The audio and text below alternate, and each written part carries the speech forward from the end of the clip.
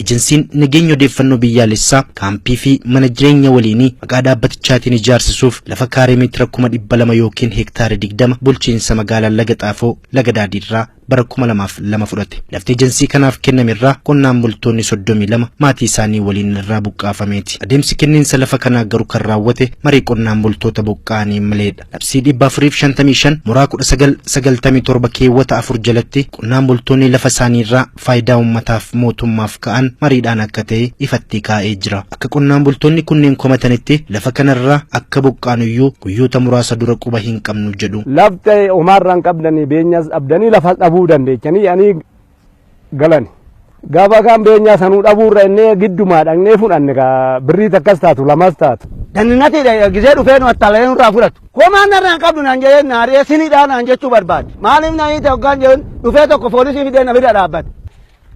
Uummanni lafa kiyya narraa fudhate uummata biraa dhufeetti taqqama qabeenya abbaa kiyya baddaas irratti. Daa'ima kana ittiin dhagnaa jennaani bakka feetaniinis dhaqattanii nu lafti kan mangistiitii nuun jedhan. Beenya isinii kenninu tanaa dhabdan eegga muggutii kaaftanii nuun jedhan. Lafti qonnaan bultoonni kunneen irraa buqqaan bara 2002 irraa eegalee hanga ammaatti tajaajila tokko malee dalleeffamee taa'aa jira. Lafti milkaa'ina hojii ejensii nageenya odeeffannoo biyyaalessaatiif kenname garuu adeemsa keessa bifa isaa jijjiirratee gara waldaa hojjettoota dhuunfaatti akka naanna'u ejensichi gaafate. Lafti maqaa dhaabbata mootummaatiin jiru tokko adeemsa privatization qofaadhaan gara namoota dhuunfaatti akka naanna'u seeraan tumamee jira. Xalayaan ejensicharraa guraandhala 24 bara 2003 biiroo indaastirii fi misooma magaalaa Oromiyaatiif barreeffameen lafti maqaa dhaabbatichaan jiru gara waldaa hojjettoota dhuunfaatti akka naanna'u gaafatame. Kanaaf immoo wanti akka sababaatti dhiyaate hojimaataaf akka tolu qofa jedhama. Biiroon indaastirii fi misooma magaalaa Oromiyaas adeemsi kun bu'uura seeraa akka hin qabne osoo hubatu xalayaa guyyuma gaafa jijjiirraan maqaa kun gaafatame jechuun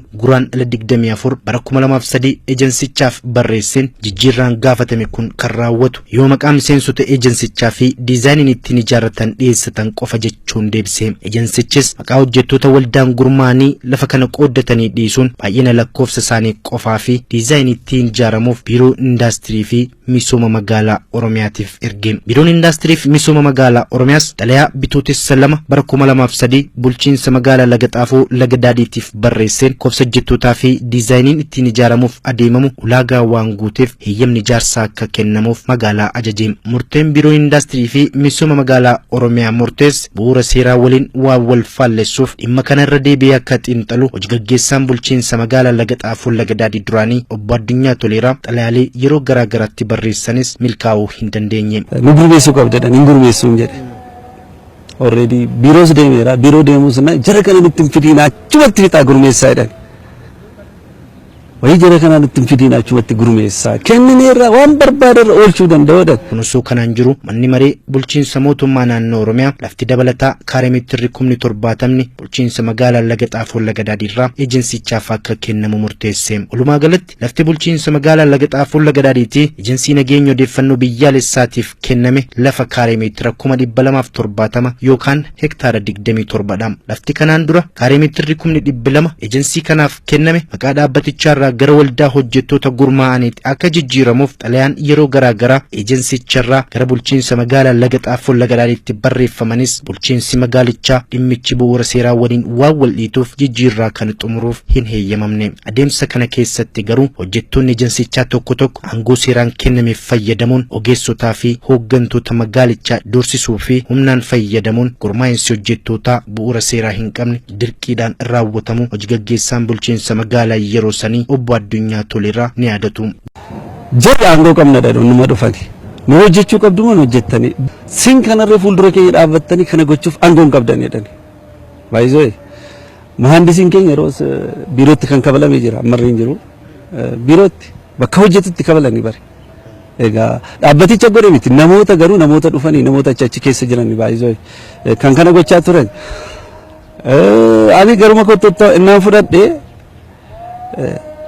bakka barbaanne si geessifna garuu dirqama nu gurmeessuu qabdi na jedhani bakka hojii kotii na fudhatanii Finfinnee irra na oolchanii na galchaniiru. Gareen gaazexeessitoota dhaabbata raadiyoo fi televezyiinii Oromiyaas sakatta'insa galmee fi ragaalee adeemsa kenniinsa lafa kanaa irratti gaggeesseen dhimmoonni lama bu'uura seeraa akka hin qabne mirkaneeffatee jira. Tokkoffaan lafti dhaabbata mootummaaf kenname gara waldaa hojjettoota dhuunfaatti naanna'uu akka hin dandeenye, lammaffaan haalli gurmaa'insa hojjettootaa iftoomina kan hin qabnee fi qaama aangoo gurmeessuu hin qabneen raawwatamuusaa taajjabnee jirra. Adeemsa kenniinsa lafa kanaa irratti yaada hooggantoota ejensii nageenya odeeffannoo biyyaalessaa keessummeessuuf yaaliin goone nuuf hin milkoofne. Kantiibaan bulchiinsa magaalaa Legatafo Lagadaadhi adde caaltuu isaanii akka dhugumanitti adeemsi kenniinsa lafa kanaa seerarraa kan dhabe qonnaan bultoonni humnaan kaafamurraa eegalaa jedhu. Namootni dhuunfaan chaappaa waajjirichaa fayyadamuun maqaa ejensicharraa gara maqaa dhuunfaatti naannessuuf yaaluun isaanii immoo dogoggora lammataa ta'uu himu. Namoota dhuunfaa achi keessa hojjetaniin maqaa adda addaatiin namoota doorsisuun,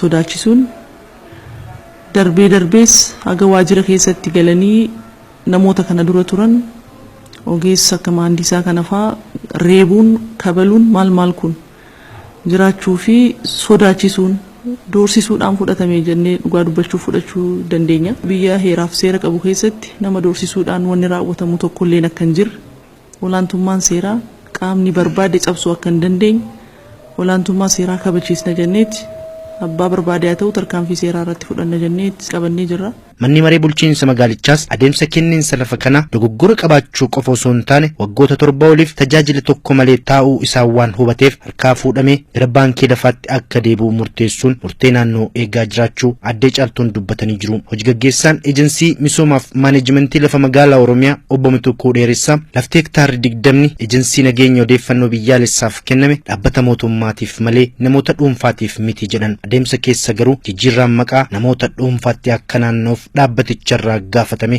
dogoggora ta'uus himanii. Namoota dhuunfaa achi jiranitti nu jijjiiraa jechuun xinnoosee inni rakkina qaba. Deemsichi rakkina qaba. Biiroon garuu dogoggoreera achitti. Akka sanatti dhuunfaatti jijjiiruun inni yamaa'ee mana lafti kun kan mana qaama mootummaatiif kan kenname dhuunfaatti yeroo jijjiirru deemsichi xinnoosee labsiis dambis qajeelfama jiru wajjinis yoo wal bukkee qabne ilaalle waan wal dhiitu qaba of keessaa jechuun barbaada. Ejensiin kun dhimma lafa kanarratti murtee bulchiinsi magaalaa Legatafo Lagadaadhi fudhate sirrii miti jechuun oliyyannoo dhiyeeffatee jiraachuu kan himan obbo Mitukkuun murtee dhumaatti kennuuf koreen hundaa'ee dhimma kana qorataa jira jedhan. Kan mootummaas haa ta'u, kan dhuunfaas haa ta'u, alaas haa dhufu, adiis gurraachas maalis haa ta'u lafti seeraan hamisaamu. Misooma keessa galu jechaa jirra waan ta'eef komii dhiyeeffatanii irratti isa kana beeka. Komiin sun immoo qaama ilaallatu jira jechuudha. Koreen dhaabbatee ilaalaa jira.